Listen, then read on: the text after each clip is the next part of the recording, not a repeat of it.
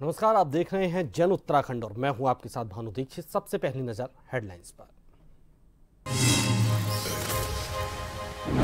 मुख्यमंत्री पुष्कर सिंह धामी ने ली बैठक। देहरादून में रणनीतिक सलाहकार समूह के पदाधिकारियों के साथ मीटिंग में की चर्चा।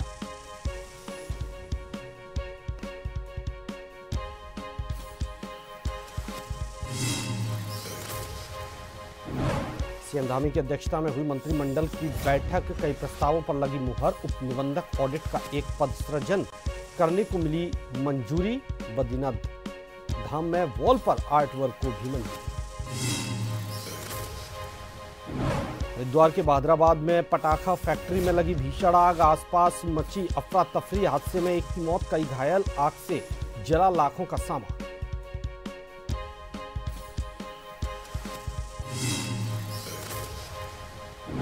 केदारनाथ यात्रा में बड़ा हादसा। पैदल मार्ग पर पहाड़ी से गिरे पत्थर। हादसे में 2 पालकी उठाने वालों की मौत, 3 घायल।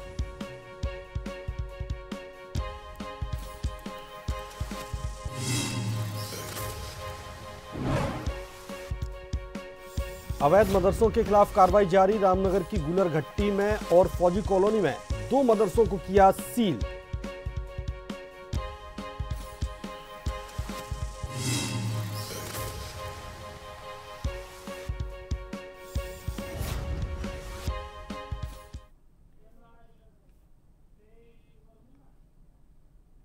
खबरें विस्तार से। देहरादून में आज मुख्यमंत्री पुष्कर सिंह धामी की अध्यक्षता में मंत्रिमंडल की बैठक हुई। बैठक में कई प्रस्तावों पर मुहर लगी। मंत्रिमंडल की बैठक संपन्न होने के बाद सूचना महानिदेशक बंशीधर तिवारी ने ब्रीफिंग कर कैबिनेट के प्रस्तावों की जानकारी दी। उप निबंधक ऑडिट का एक पद सृजन करने को मंजूरी मिली। अगले 5 साल के लिए इस पद को भरा जाएगा। बद्रीनाथ धाम में आईएसबीटी की वॉल पर आर्ट वर्क कार्य किया जाना है, जिस पर मंत्रिमंडल ने मंजूरी दे दी। पशुपालन विभाग में अनुसूचित जाति वर्ग के लोगों को 90% की सब्सिडी पर गाय दी जाती थी। इसी तरह डेयरी विभाग के जरिए गंगा गाय योजना के तहत सामान्य वर्ग के लोगों को सब्सिडी दी जाती है। ऐसे में दोनों योजनाओं को मर्ज करने का निर्णय लिया गया। पशुपालन विभाग में पशुधन प्रसार अधिकारी के 429 पद खाली हैं। ऐसे में भर्ती प्रक्रिया के तहत अधिकारियों को 2 साल की ट्रेनिंग दी जाती है। इन अधिकारियों के चयन और ट्रेनिंग के बाद ज्वाइनिंग में 4 साल का समय लगता है, जिसके चलते निर्णय लिया गया है कि ट्रेनिंग समय को 2 साल से घटाकर 1 साल किया गया।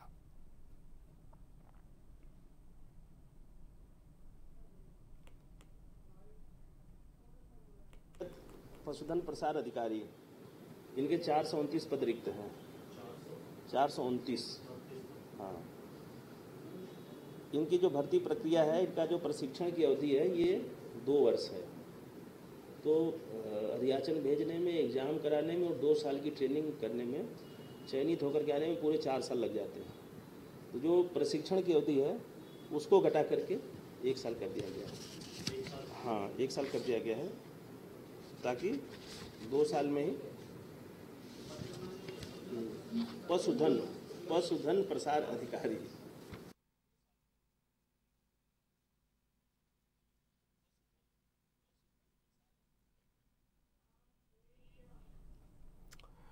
उत्तराखंड में केदारनाथ धाम में फिर बड़ा हादसा हो गया। केदारनाथ मंदिर जाने वाले पैदल मार्ग पर जंगल चट्टी बरसाती नाले के पास बुधवार को भूस्खलन होने से उसकी चपेट में आए 2 व्यक्तियों की मृत्यु हो गई, जबकि एक महिला समेत 3 अन्य घायल हो गए।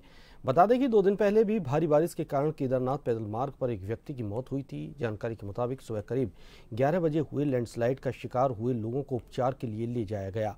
बरसाती नाले के पास ऊपर पहाड़ी से मलबा और पत्थर आने के कारण इस क्षेत्र से गुजर रहे कुछ यात्री और पालकी संचालक इसकी चपेट में आकर नीचे खाई में गिर गए। सूचना मिलने पर मौके पर पहुंची पुलिस और जिला आपदा प्रबंधन बल की टीमें खाई में गिरे लोगों को निकालकर ऊपर लाईं। घायलों में से एक महिला को हल्की चोटें आई हैं, जबकि 2 पुरुष गंभीर रूप से घायल हुए, जिन्हें उपचार के लिए गौरीकुंड भेजा गया है।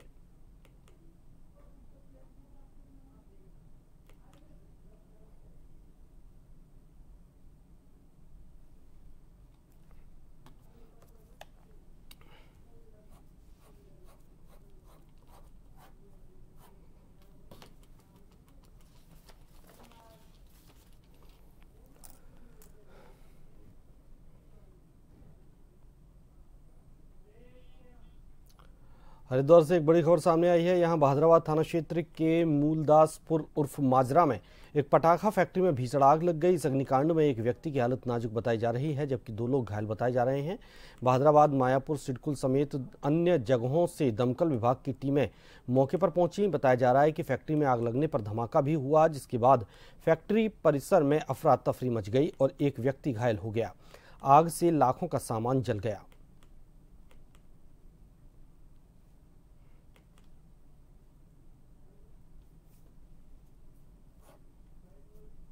घटना की सूचना जैसे हम लोगों को मिली, हम लोगों ने 4 गाड़ियां जो भेजी, एक रुड़की से, एक फायर स्टेशन बहादुराबाद से, सिडकुल से और मायापुर से। और गाड़ियां पहुंची हमारी, एक रास्ते में फंस गई थी जो सबसे पहले आई, उसको निकलवा करके फिर हम लोग पहुंचे जो है और फायर फाइटिंग का काम प्रारंभ किया। और इसमें 5 गायें जो की डेथ हो चुकी है और एक आदमी को इंजर्ड बताया जा रहा है, जिसको हॉस्पिटल पहुंचाया जा चुका है।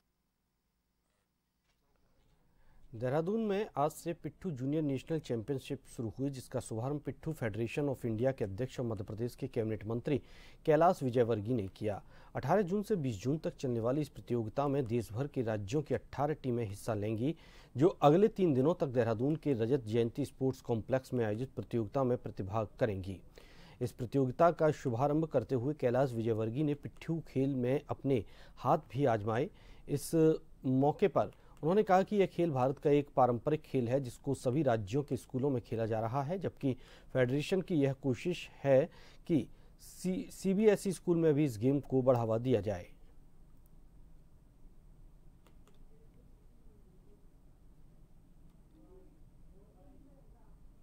हमें रिकॉग्नाइज़ किया है, खेलों के अंदर स्कूल खेलों में अनुमति दे दी है। उत्तराखंड में, मध्य प्रदेश में, गुजरात में हम इसको सीबीएसई में भी वहाँ पर ये खेल खेला जाए, इसके लिए हमने धर्मेंद्र प्रधान जी से पिछले दिनों मुलाकात की है।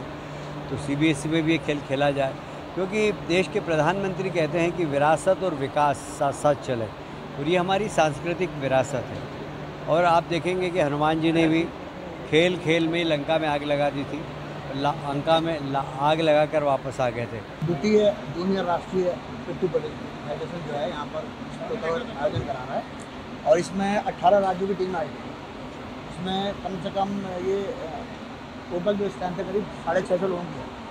इसमें जो 500 तो बच्चे हैं और बाकी टेक्निकल ऑफिसर्स और बाकी हमारी टीम मैनेजर और कोचेज हैं। ये 18 से लेकर और 20 तक यहाँ चलेगा, 3 दिन का यहाँ प्रतियोगिता है। और इस प्रतियोगिता में जैसा आपने अभी सुना है कि इस प्रतियोगिता जो प्राचीन खेल है और इसको हम स्थापित कर रहे हैं, और हमने जो है राज्य खेल में से सम्मिलित कराने के लिए भी प्रस्ताव भेजा हुआ है। हमारी कोशिश है कि ये राज्य खेल में जुड़ जाए, जिससे कि क्योंकि ये गली कुचों में खेलने वाला खेल है, तो सभी इसमें खेल सकें और सभी स्वास्थ्य लाभ ले सकें, ऐसी हमारी मंशा है इस काम को। ऊधम सिंह नगर जिले में नजूल भूमि के बाद प्रशासन की नज़र अब सीलिंग की भूमि पर है। ऊधम सिंह नगर जिले के अपर जिलाधिकारी ने प्रशासनिक अधिकारियों के साथ पहाड़गंज में कल्याणी नदी के किनारे नजूल की भूमि पर बसे लोगों का निरीक्षण करते हुए उन्हें नोटिस जारी कर अतिक्रमण हटाने के निर्देश दिए। एडीएम पंकज उपाध्याय द्वारा फाजलपुर महरौला प्रीत विहार में पहुंचकर सीलिंग की भूमि पर बसे लोगों को चिन्हित करने के निर्देश दिए। एडीएम ने सरकारी भूमि को चिन्हित कर कब्जे में लेने के लिए निर्देश नगर निगम के अधिकारियों को दिए हैं। इसके साथ ही बिजली विभाग के अधिकारियों को सरकारी भूमि पर दिए गए बिजली कनेक्शन की जांच करने के लिए कहा है।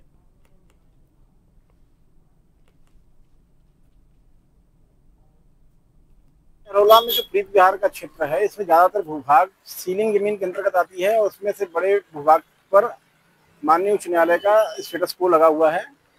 और इसमें राजस्व विभाग के लोग और प्राधिकरण के लोग लगातार कार्रवाई कर रहे हैं, लेकिन फिर भी अवैध निर्माण इसमें नियंत्रित नहीं हुआ, ऐसा प्रतीत हो रहा है मुझे।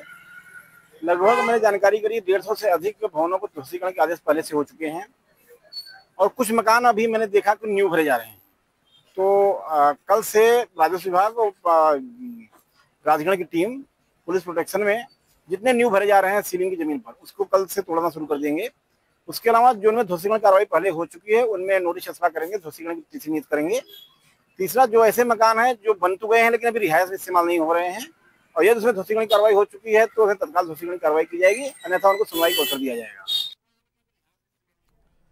रामनगर में प्रशासन की संयुक्त टीम ने अवैध मदरसों के खिलाफ एक बड़ा अभियान चलाते हुए कार्रवाई की। एसडीएम प्रमोद कुमार ने बताया कि आज अभियान के तहत टीम द्वारा आशियाना कॉलोनी गुलर घट्टी में एक मदरसा और ग्राम पूछड़ी स्थित फौजी कॉलोनी में भी एक मदरसा सील करने की कार्रवाई की गई।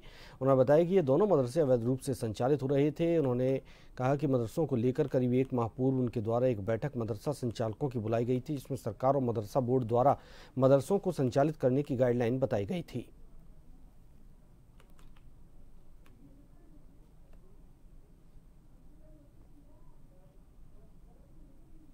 देखिए, जो मदरसे जो चलाए जा रहे हैं अवैध रूप से चल रहे हैं, मदरसों को पहले हम लोगों ने मीटिंग की थी। मीटिंग के दौरान कुछ मदरसे अपने आप 7 लोगों ने 7 से 8 मदरसे को लोगों ने खुद ही बंद कर दिए थे।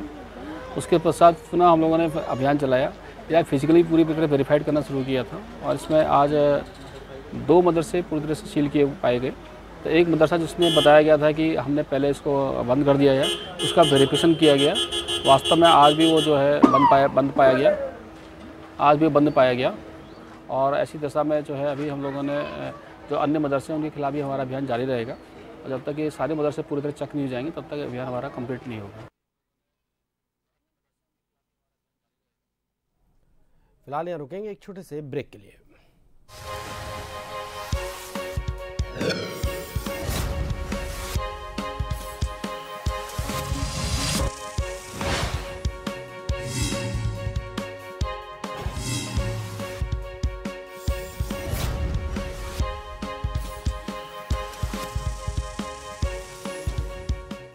ब्रेक के बाद आपका स्वागत है। आगे बढ़ते हैं। ईरान और इजराइल के बीच छिड़े युद्ध का असर अब हरिद्वार तक पहुंच गया है। हरिद्वार के मंगलौर विधानसभा, टाडा, भनेड़ा और जैनपुर झंझेड़ी से धार्मिक यात्रा और इस्लामिक स्टडीज के लिए इराक गए युवक, महिलाएं और बच्चे अब वहीं फंस गए हैं।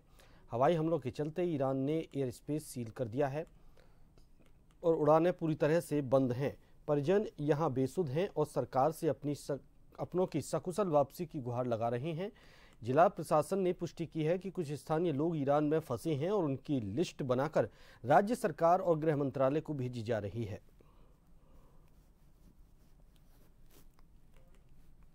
देखिए, इस क्रम में हमारे जो डिपार्टमेंट्स हैं वो डेटा भी कलेक्ट कर रहे हैं फील्ड में जाकर, और जैसा मुझे अभी बात हुई फोन पर, तो वो कह रहे हैं हम 1 से 2 घंटे में कंफर्म न्यूज़ हमको बताएंगे कितने बच्चे हैं हमारे जनपद के जो ईरान में हैं, और वो सूचना संकलित करके हम विभाग को भेजेंगे और फिर उसके बाद भारत सरकार प्रेषित किया जाएगा। इसमें कोई डाउट नहीं है। भारत सरकार और राज्य सरकार जो भी हमारे जनपद के राज्य के बच्चे होंगे उनको सुरक्षित लाने में या जो भी आगे कार्रवाई करनी है उसको जल्दी करें। मेरे पास कंफर्म नहीं है इस बारे में न्यूज़ कि वो इन सूचना नहीं है, लेकिन मेरे साथ कुछ घंटों में या शाम तक हमें कंफर्म सूचना बच्चों के बारे में कितने हैं या वो छात्र हैं या फिर वहाँ पे नौकरी कर रहे थे उस बारे में पता चल जाएगा।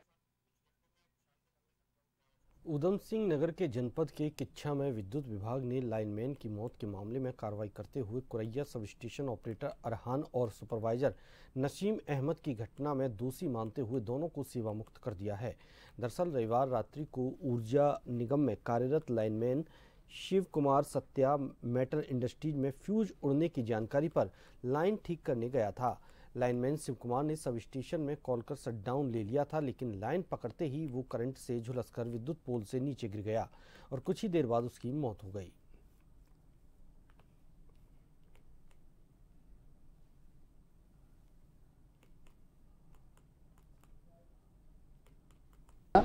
तो शटडाउन लेने के बाद जब वो पुल में चढ़े हैं छिन्नी लगा करके, तो उनकी द्वारा जो हमारे सुरक्षा उपकरण यहाँ पर दिए गए हैं, हाथ में दस्ताने होने चाहिए, पाँव में बूट होना चाहिए, सर में हेलमेट होना चाहिए और सेफ्टिक बेल्ट पहना हुआ होना चाहिए। ये सारे उपकरण सारे बिजली घरों में रखे हुए हैं, लेकिन उसका उपयोग उनके द्वारा नहीं किया गया, ये उनकी चूक रही है।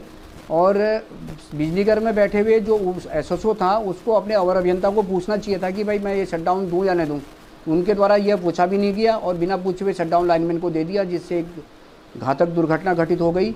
और उसमें प्रथम दृष्टता जांच में हमने आज एक वहाँ के एसएसओ और सुपरवाइजर दोनों को तत्काल प्रभाव से प्रथम दृष्टता उनको हटा दिया गया है, उनकी सेवाएं समाप्त कर दी गई हैं। चकराता विधानसभा के सीमांत त्यूड़ी थाना क्षेत्र के अंतर्गत रायगी निवासी सेना के जवान दीपक थापा के साथ पुलिसकर्मियों द्वारा की गई मारपीट और अभद्रता का मामला तूल पकड़ता जा रहा है। हालांकि मामले की गंभीरता को देखते हुए पुलिस के आला अधिकारियों द्वारा आरोपी 2 कांस्टेबलों को सस्पेंड कर दिया गया, लेकिन फिर भी ये मामला थमता नजर नहीं आ रहा, जिसके चलते आज कांग्रेस के कद्दावर नेता और चकराता विधायक प्रीतम सिंह ने स्थानीय जनता के साथ त्यूड़ी थाने का घेराव किया। इस दौरान प्रदर्शनकारियों ने पुलिस प्रशासन के खिलाफ जमकर नारेबाजी करते हुए प्रदर्शन किया और त्यूड़ी थाना पुलिस पर उत्पीड़न और भ्रष्टाचार का आरोप लगाया।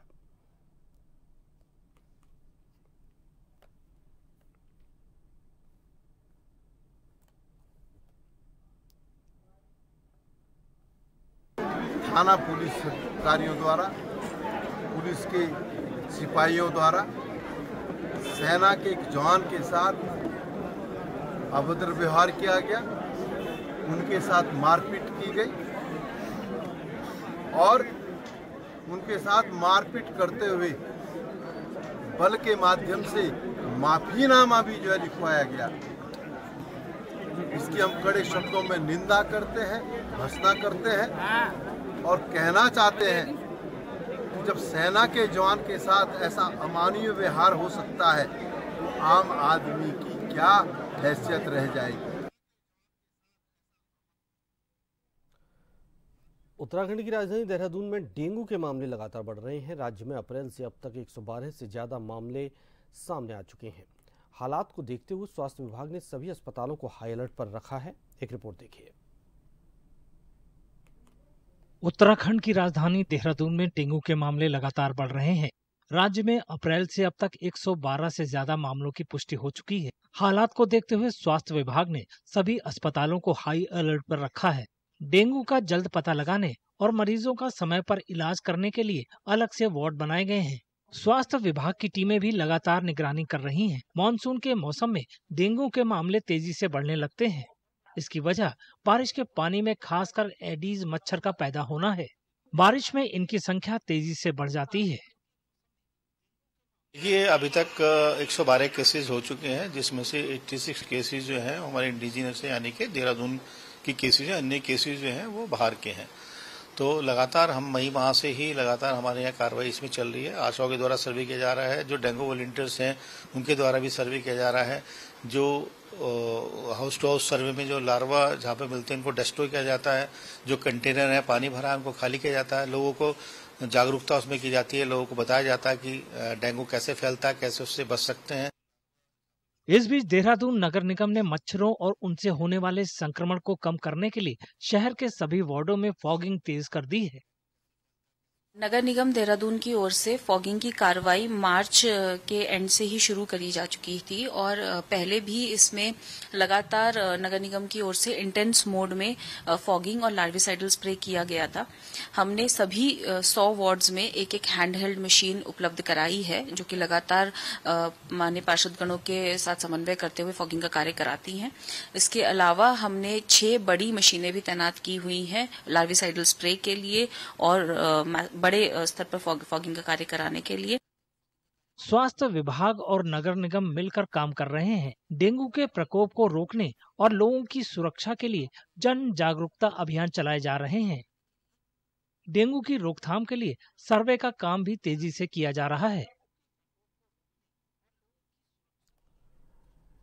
चंपावत के टनकपुर से खबर, जहां मूसलाधार बारिश से सड़क पूरी तरह से बंद हो गई और जिससे पूर्णागिरि क्षेत्र का जिले के अन्य हिस्से से संपर्क कट गया है।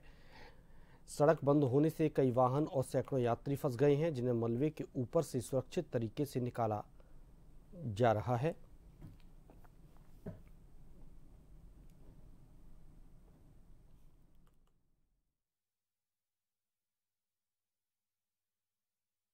जो पीडब्ल्यूडी चंपावत का नियंत्रणाधीन जो मार्ग है पाटना घाट, जो पूर्णागिरि मार्ग जो पाटना घाट पे स्लाइड से और उस पर मलबा आता है, बोल्डर आए हैं, उससे कल अवरुद्ध है कल रात से।